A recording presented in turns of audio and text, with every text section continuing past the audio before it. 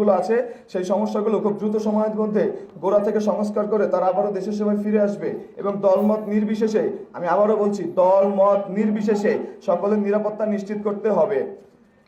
পুলিশের সকল সদস্যদের বিরুদ্ধে আইনানুগ ব্যবস্থা নিতে হবে। আমরা গতকালও বলেছি এবং আমরা আজও বলছি, আমরা কোনো লেয়াজভিত্তিক প্রশাসন চাই না।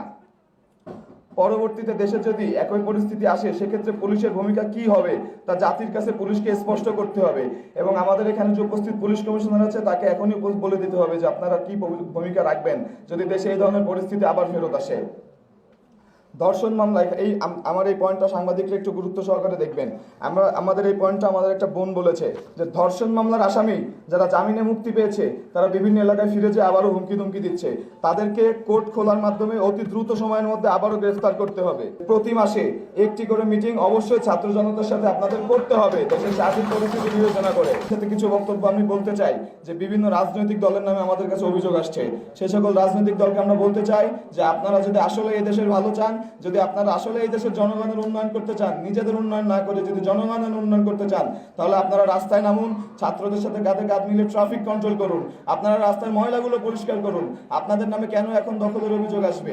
আপনাদের নামে কেন এখন হত্যার অভিযোগ আসবে? কেন বাড়িঘর ভাঙচুরের অভিযোগ আসবে? আপনারা অতি দ্রুত সকল রাজনৈতিক দল ব্যবস্থা নেবেন এবং আপনারা নিজেদের প্রমাণ করবেন যে আপনারা এই দেশের জন্য, এই দশের জন্য আন্দোলন করেছেন। আমাদের বৈষম্য বিরোধী ছাত্র আন্দোলনের এখানে যারা সমন্বয়ক ভাই ও বোনেরা আছেন, আমি আপনাদেরকে বলবো যে আপনারা অন্তত আর কয়েকটা দিন যুদ্ধ করেন।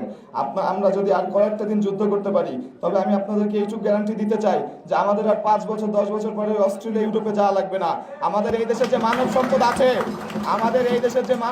আছে, সেই মানব সম্পদকে দক্ষ মানব সম্পদে পরিণত করার মাধ্যমে এবং আমরা মেধাভিত্তিক বাংলাদেশ গড়ার মাধ্যমে এই দেশে ইউরোপ, অস্ট্রেলিয়া, আমেরিকার চেয়ে বেটার লাইফ আমরা ইনশাল্লাহ লিড করব। আমাদের যে বৈষম্য বিরোধী ছাত্র আন্দোলনের ভাইয়েরা আছেন, আপনাদেরকে বলতে চাই যে এটা কোনো রাজনৈতিক ব্যানার না। আমরা অরাজনৈতিকভাবে এই দেশ সংস্কার করতে এসেছি, আমরা অরাজনৈতিকভাবে এই দেশ সংস্কার করব। আপনাদের সকলকে এক থাকতে হবে ঠিক ততদিন পর্যন্ত যতদিন পর্যন্ত দেশের একটি কোনো দুর্নীতি চলবে, ঠিক ততদিন পর্যন্ত আপনাদের এক থাকতে হবে এবং একই সাথে এই জাতি যতদিন বাঁচবে, এই প্রজন্ম যতদিন বাঁচবে, ততদিন আপনাদের মনে বিদ্রোহের আগুন জ্বালিয়ে রাখতে হবে যেন কোনো স্বৈরাচার সরকার আবার মাথা চাড়াতে উঠতে না পারে। আমাদের সেনাবাহিনীর সঙ্গে পুলিশ আজ পোশাক পরেছে এবং থানার মধ্যে সাধারণ কাজ, জেনারেল ডায়েরি, কেস ডায়েরি লেখা থেকে শুরু করে সব কাজ শুরু হয়ে গেছে। আমরা আশা করছি যে আগামীকাল থেকে থানা পুলিশ কার্যক্রম হয়ে যাবে।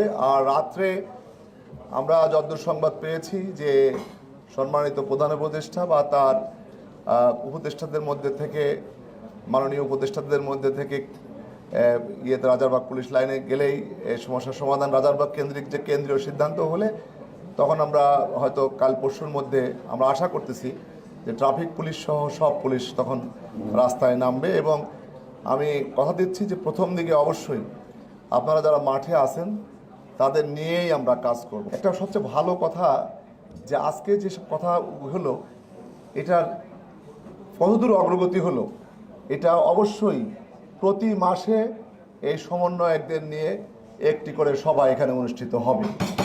প্রথম থানা ভিত্তিক এই তালিকাটা যদি আপনারা আমাকে দেন তাহলে আমি থানা ভিত্তিকটা 1-2 দিনের মধ্যেই আমরা কমিটি গঠন করে ফেলব।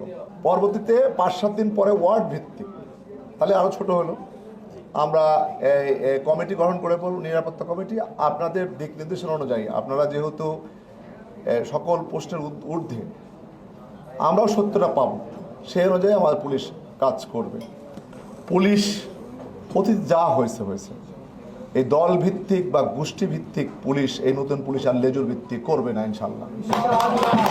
বিএল কলেজের একটি স্থায়ী যে করতে বলছেন ক্যাম্প, সেটি আমরা পুলিশের রেজিস্ট্রেশন করতে 1 মাস লাগবে। 1 মাসের মধ্যে আমরা আগে অস্থায়ী ক্যাম্প করব, আর স্থায়ী ক্যাম্পের তো পারমিশন লাগে পুলিশ হেডকোয়ার্টারে। পুলিশ হেডকোয়ার্টারের পারমিশন নিয়ে আমরা একটা স্থায়ী ক্যাম্প করে দেব। ছাত্রদের আন্দোলনে চলমান যে কোনো কালো থাবার বিরুদ্ধে আমরা থাকব। ছাত্রদের এবং যারা এই সময় আইন শৃঙ্খলা, যারা ললেসনেস করতেছে, সে যে দলেরই হোক না কেন, আমরা আপনাদের সঙ্গে থেকে নির্মমভাবে তাদের বিরুদ্ধে ব্যবস্থা নিব। এর মধ্যে সিনিয়র অফিসার সহ অন্য অফিসারদের আমরা যথারীতি এনগেজমেন্ট করব যাতে করে পুলিশ তার কার্যকরী ভূমিকা রাখতে পারে আমি আবারও বলি যে এটা আমরা আশা করতেছি খুব শীঘ্রই হয়ে যাবে আর কি। পাবলিক বা সরকারি কলেজ বা বিশ্ববিদ্যালয়ের, যেমন স্বায়ত্তশাসিত বিশ্ববিদ্যালয়ে ছাত্রদের গ্রেপ্তার করতে যেমন পারমিশন লাগে, বা বেসরকারি বিশ্ববিদ্যালয় বা বিএল কলেজের মতো যেসব প্রতিষ্ঠান আছে, এসব শিক্ষার্থী হলে তাদের গ্রেপ্তার করতে হলে, যদি কোনো অন্যায় করে গ্রেপ্তার করতে হলে আমরা সংশ্লিষ্ট কলেজের প্রিন্সিপাল যে আছে বা প্রিন্সিপালের কাছ থেকে যে প্রদত্ত আছে তাদের সাথে আমরা ব্যবস্থা নিব।